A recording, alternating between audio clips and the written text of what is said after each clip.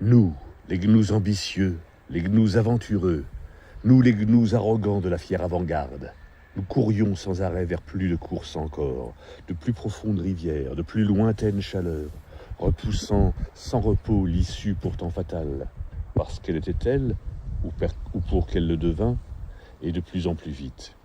Nous étions efficaces, non pas par volonté, mais par résignation.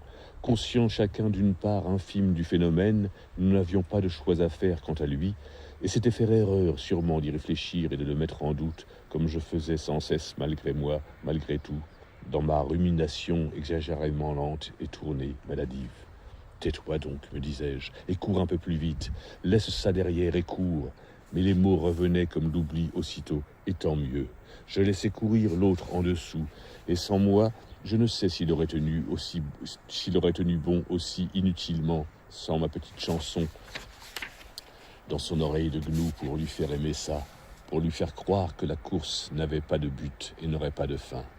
Sans moi, il aurait vite enfoncé une idée sans nuance entre ses grosses cornes et formé le projet d'arriver quelque part au plus vite, dans un endroit connu ou juste imaginé, désiré ou élu.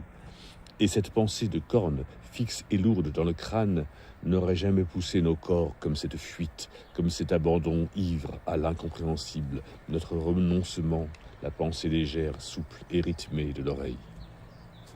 Je dis n'importe quoi. Nous avancions seulement de touffe d'herbe en touffe d'herbe, poussés par la saison, rien d'autre, des estomacs, incapables de voir et de penser plus loin qu'un cycle digestif, autre chose que de l'herbe à brouter, un peu plus, par ici, là, encore, à moi, 4 pieds dans le plat.